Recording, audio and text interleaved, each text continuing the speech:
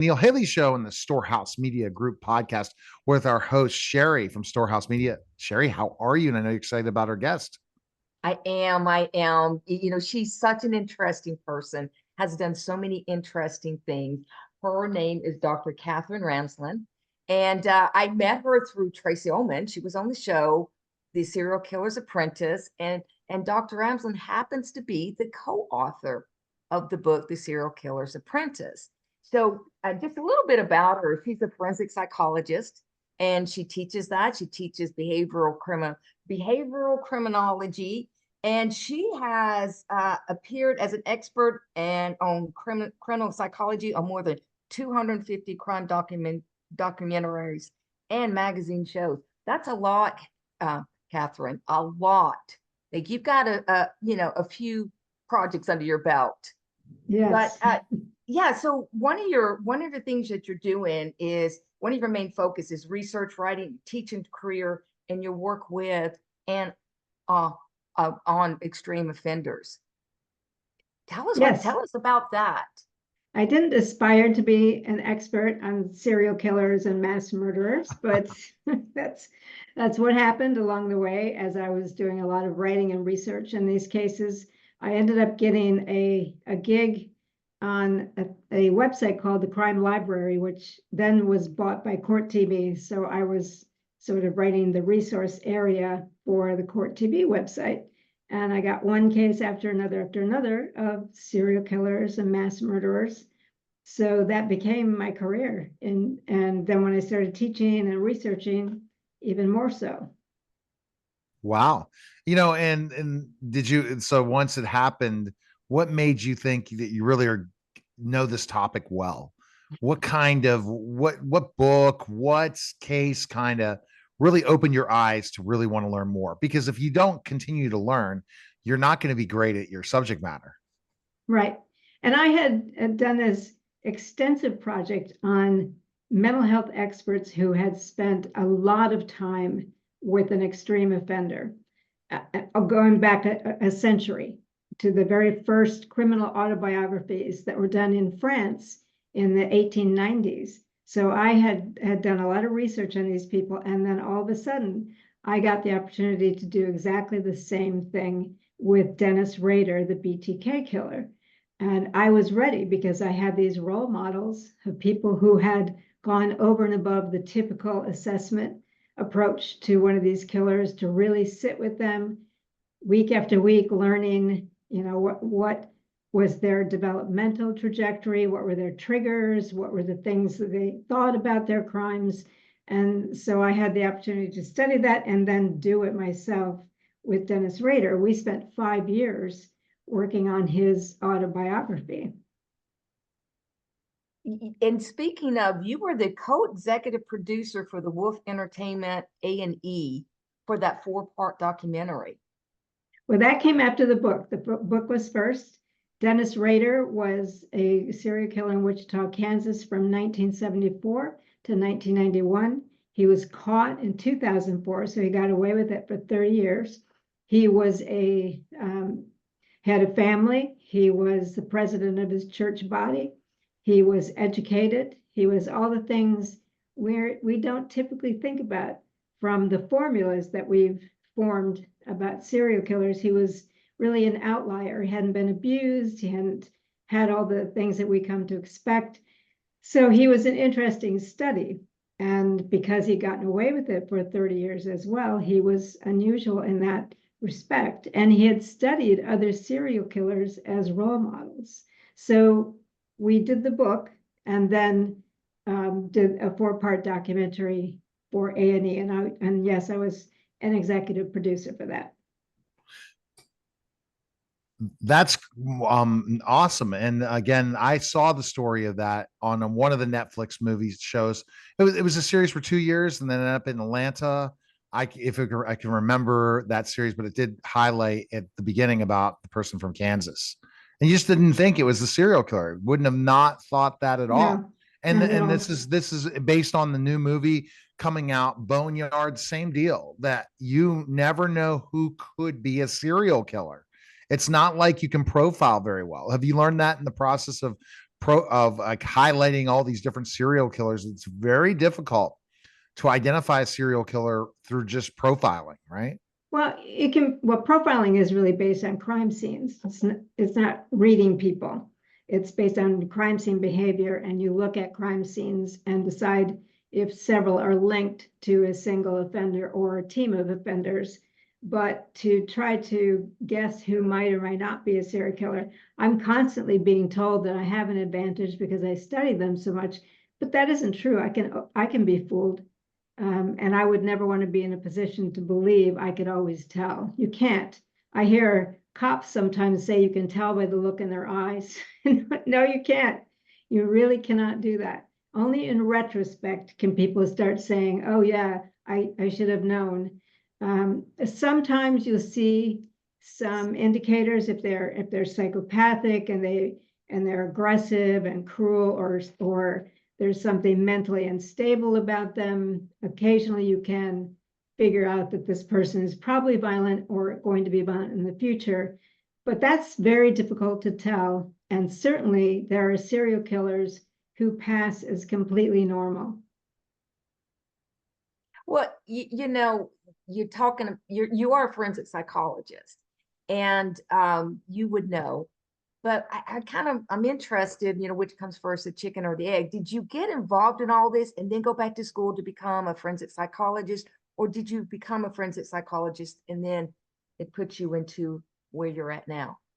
Well, actually, I'm a professor of forensic psychology. I'm not a clinician. I don't have a private practice. I don't testify in court. These are things that you typically expect of a forensic psychologist. So I'm actually a professor. I went to school to learn more about the research in forensic psychology instead of the clinical angle. And so that's more of my expertise. And also I'm a writer. I've published 73 books and hundreds of articles. Lots of this is devoted to these extreme offenders. Researching has made me an expert, not being a clinician. So there's a distinct difference. Many people don't see the reason why I make that distinction, but it is pretty important to understand that I'm not doing clinical work with these people. I'm doing research and then expressing what we can find from this research that will be helpful for clinicians, but I'm not one of the clinicians. When you get, so I'm sure you get lots of calls when there's a potential serial killer on the list, right? To get your expertise and thoughts. I get media calls. Yeah, police don't need to call me because they have the FBI. That's really who the experts are. They don't need to call me. If they're in my local area, they might, but I don't typically get calls from law enforcement. I do police trainings. I do trainings for death investigators, but more often it's just media who call me about that. So you have a fiction series that you've gotten information from, that you've learned from research. Tell us about that with the forensic psychologist. Okay. Yeah, that I sort of bring together a lot of the stuff that I do, and my main character is very much me in a way, although I don't run a PI agency. So it's a female forensic psychologist named Annie Hunter. The third book is coming out in August. The first one is called Ice Cream Man, so like Ice Cream Man. And the next one is In the Damage Path, which is about a serial killer's accomplice, which I learned a lot from by talking to Wayne Henley for the Serial Killer's Apprentice.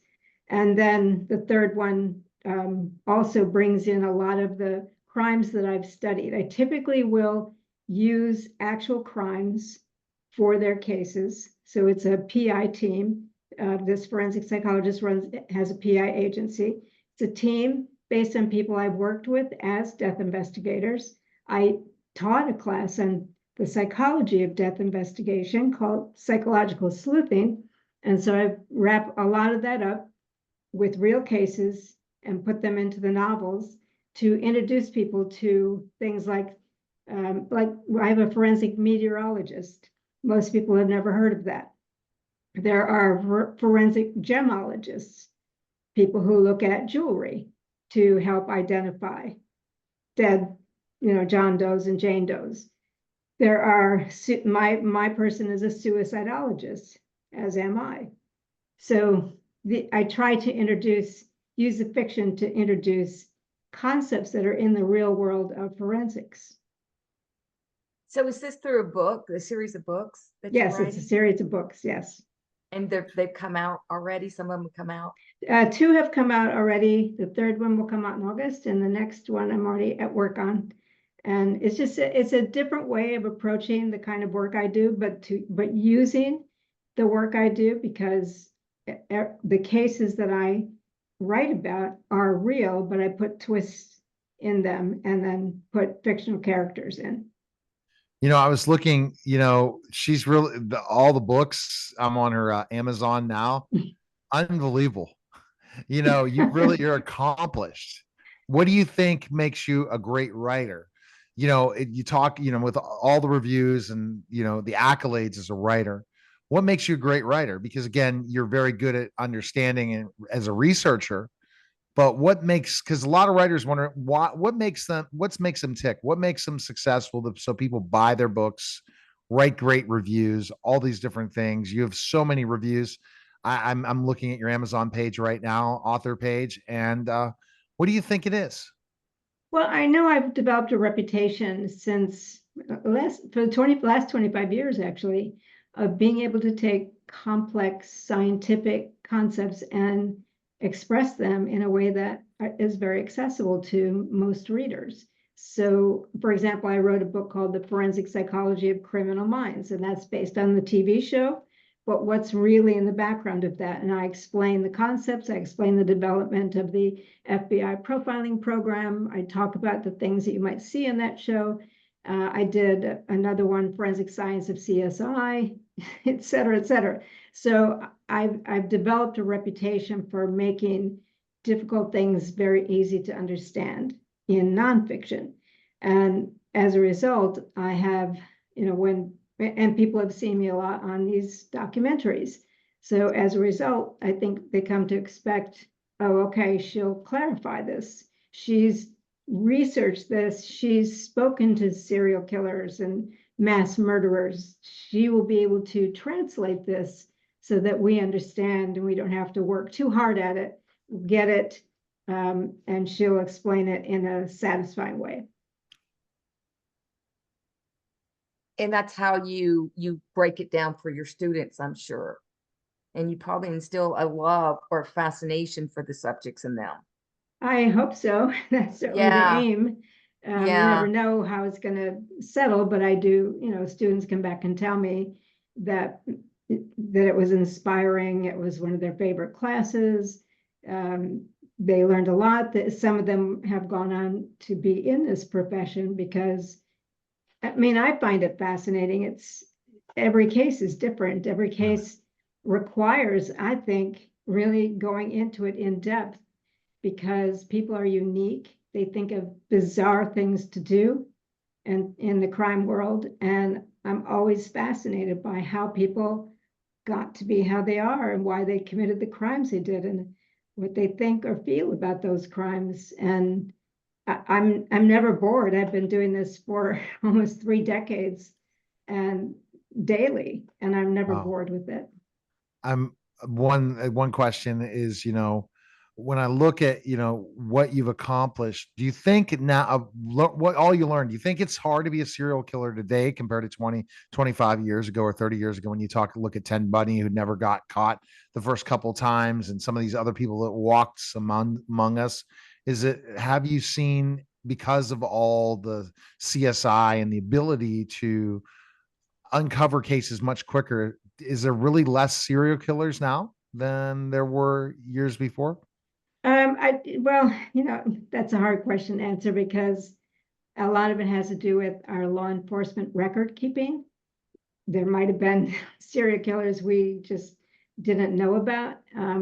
Also, we're learning about more and more in other countries and in other historical periods. So it's hard to kind of do a comparative analysis. But the first question that you're asking about, how is it harder to be a serial killer, to get away with it?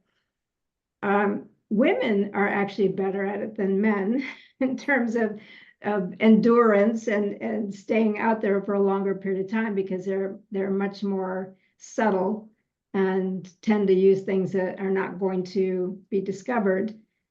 Males are often impulsive or anger driven or sexually motivated, so they'll make more mistakes. They'll be more visible in terms of their victimology. But also we have more CCTV and everybody's cameras all over the place. That's one thing. We have genetic genealogy that is closing a lot of cold cases now that we never thought would be closed. But so some of the technology we have is helping to diminish their prospects of continuing for a very long period of time. We still have serial killers, of course, and they're eligible to be called a serial killer with only 2 murders in 2 different incidents. So that put a lot more people onto the list than previously, when it was at least 3 murders. Now it's only 2. So more people are eligible. But I'll say that, we have someone like Sam Little, who kind of emerged a few years back, who had been killing for decades and getting away with it by choosing victims he knew were under the radar. He knew that law enforcement would not put much resources into investigating their deaths. They were often Black, drug users, prostitutes, or homeless, or hitchhikers, or something that he knew was just not going to command a lot of attention. And so he traveled around the country a lot. So he was able to get away with it, and he claims 93 victims. So that's a lot of victims over the course of a number of decades, and he was only recently caught. So how many others might there be like him? We don't know. Wow. You have through your years of experience, and you've come up and you've coined some concepts like MURDAR, MUR-DAR, temporary psychopath. How did you come up with these, and how did they catch on?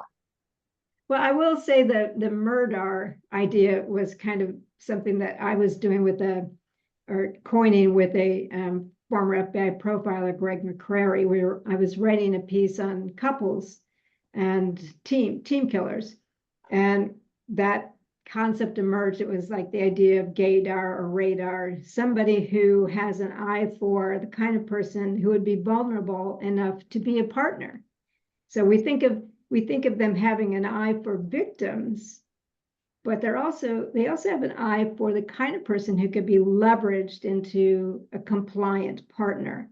So that's what the MURDAR is about, which brings me to the term temporary psychopath, because in the Serial Killer's Apprentice, I talk about these teenagers who are vulnerable because they either need money, or they're into substance abuse. They're looking for excitement. They fall in love. There's all kinds of reasons why they're vulnerable. And the predator, the adult predator, figures out ways to twist them and pull them in and create an environment where they can act in psychopathic ways that are uncharacteristic of them.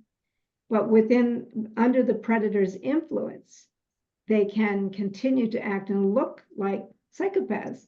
But once the predator is out of the picture, like after an arrest, or in Wayne Henley's case, he killed the predator to end it, they revert back to the kind of person they were before.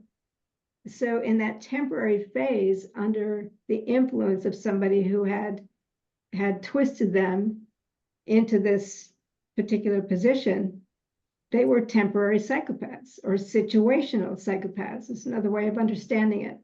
And that concept was really not out there.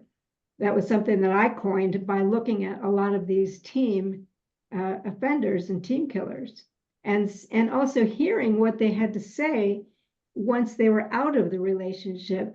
Many of them would say, "Oh my God, I can't believe I did any of those things. I don't know how I was able to do it." And so I studied that. I was really curious. How is a person like Wayne Henley wanted to be a minister?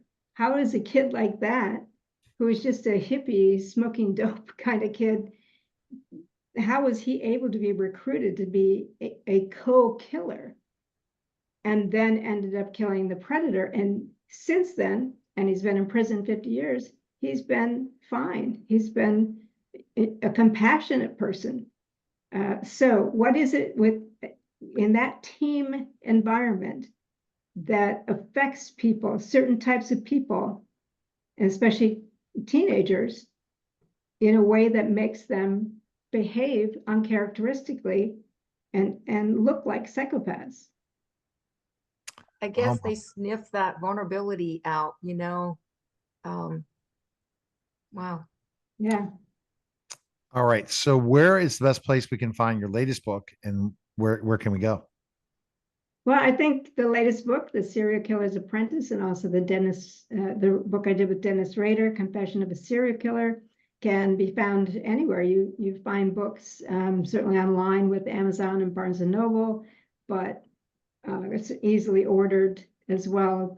They're commercial books, so pretty accessible and available. They're also in audio form as well, an ebook.